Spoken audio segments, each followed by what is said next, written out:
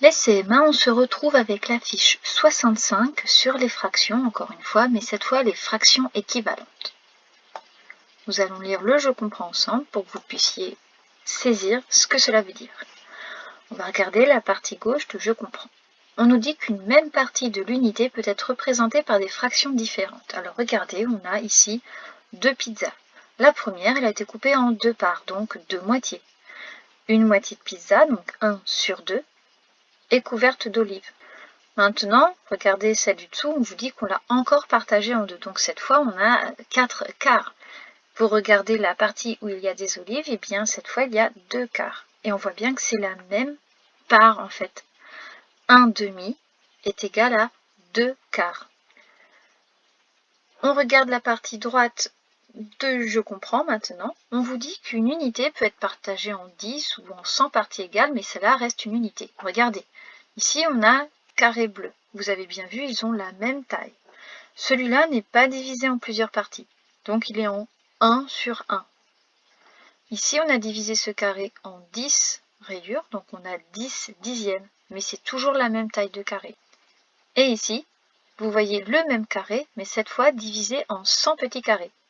Donc on a 100 centièmes, et pourtant c'est la même taille. Alors comment on peut expliquer ça? Bien, tout simplement que 1 sur 1, que 10 sur 10 ou que 100 sur 100, c'est égal à chaque fois à une unité, c'est-à-dire ce carré bleu. On a pris le numérateur, si on le multiplie par 10, on tombe sur 10. On va faire la même chose avec le dénominateur, on le multiplie par 10. Si on multiplie le numérateur et le dénominateur par le même nombre, on obtiendra en fait la fraction équivalente. Donc 1 fois 10, 10. 1 fois 10, 10. Donc 1 sur 1 est égal à 10 sur 10. On refait pareil avec 10 fois 10, 100. 10 fois 10, 100. 100 sur 100 est égal toujours à 1. On va voir si vous pouvez comprendre cela en faisant les exercices 1 à 3 de la fiche. Et on se retrouve pour la correction. Nous passons à la correction de l'exercice 1. On nous demandait d'observer chaque groupe de schémas et d'écrire les fractions égales comme dans l'exemple. Alors, voyez-vous dans l'exemple, on voit qu'ici on a 2 fois le même objet, mais il n'a pas été divisé de la même façon. Regardez ici, cet élément-là, c'est l'unité, on le retrouve ici. Sauf qu'ici, il a été partagé en plus de morceaux, mais la partie coloriée en rose est équivalente. On regarde ici, 1, 2, 3, il y a 3 tiers pour faire une unité, et il y en a 2 tiers ici qui ont été colorés en rose. Ici, cet élément-là a été divisé en 6 parties, donc ce sont 6 sixièmes, et 4 de ces sixièmes ont été colorés. Cela veut dire que 2 tiers, c'est égal à 4 sixièmes. Et regardez, si on veut faire comme dans la partie droite du je comprends, pour passer de 2 à 4, j'ai multiplié par 2, et pour passer de 3 à 6, j'ai aussi multiplié par 2. Voyons voir comment procéder pour le groupe de schéma A. J'ai ici une figure coupée en 1, 2, 3, 4 parties. Donc j'ai des quarts. Combien de quarts ont été colorés? Un quart. Donc j'ai au numérateur le nombre 1. Pour la figure qui est en dessous, on voit bien qu'il y a la même taille de parties colorées. Voyons à quoi correspond cette fraction. 1, 2, 3, 4, 5, 6, 7, 8.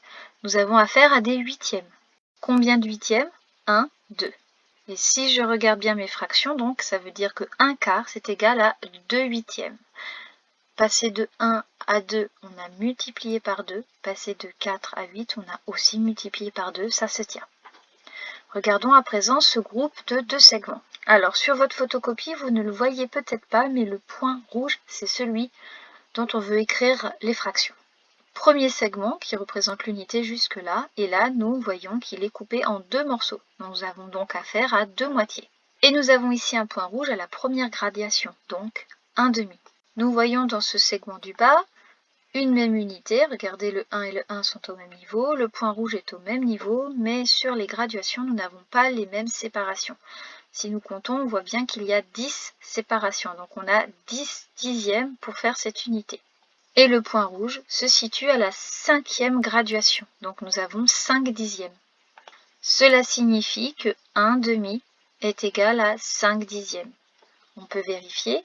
Pour passer de 1 à 5, j'ai multiplié par 5. Et pour passer de 2 à 10, j'ai aussi multiplié par 5. Passons à la correction de l'exercice 2. Dans cet exercice, on nous demande d'écrire les égalités comme dans l'exemple. Alors regardons notre exemple, ici. Nous avons donc deux figures, deux carrés. Et on voit bien que la même taille de zone bleue a été coloriée. Mais nous n'avons pas la même segmentation de cette unité.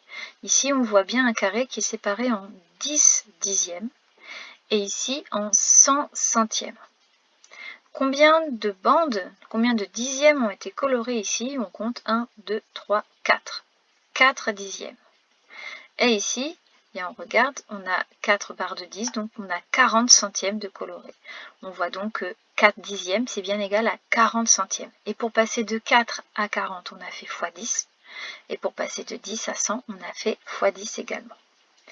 Essayons d'appliquer cet exemple sur le groupe de figure A et le groupe de figure B. On a donc deux figures, deux carrés, dont la zone colorée est équivalente.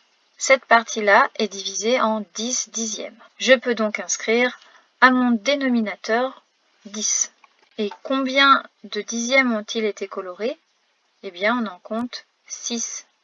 Donc, 6 dixièmes ont été colorés. Je peux donc mettre à mon numérateur le nombre 6. Alors ici, soit je vais multiplier par 10 le numérateur et le dénominateur et remplir ma fraction, soit je vais vérifier en remplissant tout de suite ma fraction en fonction de la figure.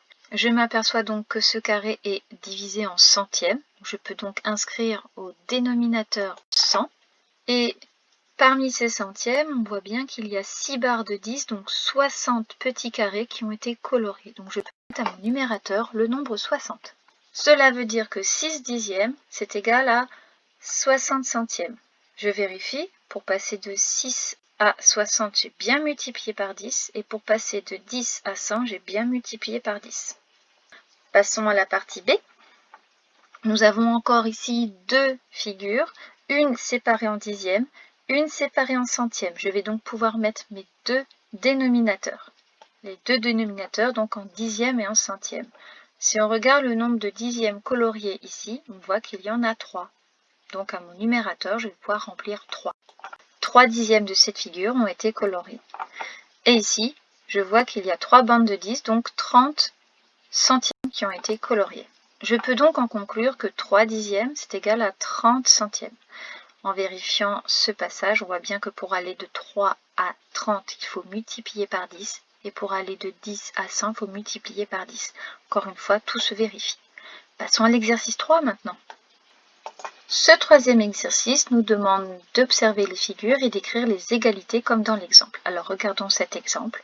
Nous avons 3 carrés qui sont coloriés de la même façon. Ils sont égaux. Et celui-ci n'a pas de section, donc c'est 1 sur 1. Ici, il est divisé en 10 et les 10 sont coloriés 10 dixièmes. Et ici, il est divisé en 100 centièmes. Les 100 centièmes sont colorés, donc 1 sur 1 est égal à 10 dixièmes, est égal à 100 centièmes. Voyons comment remplir pour le groupe de figure A. Pour le groupe de figure A, nous avons cette fois 3 unités, si on considère toujours que ce carré est une unité. Donc, j'ai des unités au dénominateur, et au numérateur, combien ai-je d'unités? Eh bien, j'en ai 3. Donc, j'ai donc 3 sur 1. Ces figures-là sont divisées en 10 chacune, donc nous avons affaire à des dixièmes. Mais combien a-t-on de dixièmes? Eh bien, on en a 10 dans cette figure, 10 dans la deuxième et 10 dans la troisième. Donc, nous avons 30 dixièmes en tout. Nous pouvons remarquer au passage que pour aller de 3 à 30, on a multiplié par 10. Et pour aller de 1 à 10, on a multiplié par 10 aussi. Donc, tout se tient. Et ici, nous avons des plaquettes divisées en 100. Donc, nous avons affaire à des centièmes. Mais combien a-t-on de centièmes? Eh bien, on en a 100 sur cette première plaquette, 100 sur la deuxième et 100 sur la troisième. Donc, nous avons 300 centièmes. Et pour aller de 30 à 300, on a encore multiplié par 10. Et pour aller de 10 à 100, on a encore multiplié par 10. On peut aller directement de 3 à 300 en multipliant par 100. Et de 1 à 100 en multipliant par 100. Le groupe de figure B, cette fois, nous avons 5 plaquettes, donc 5 unités, 5 sur 1. Ici, nous avons des dixièmes et nous avons 10 dixièmes par plaquette. Donc 10 fois 5, 50. Donc 50 dixièmes. Et ici, nous avons des centièmes sur chaque plaquette. Et il y a 100 centièmes sur chaque plaquette. Donc 100 fois 5, ça fait 500. Encore une fois, on peut voir que 5 sur 1, c'est égal à 50 dixièmes et c'est égal à 500 centièmes. Pour aller de 5 à 500, je peux multiplier par 100. Pour aller de 1 à 100, je peux multiplier par 100.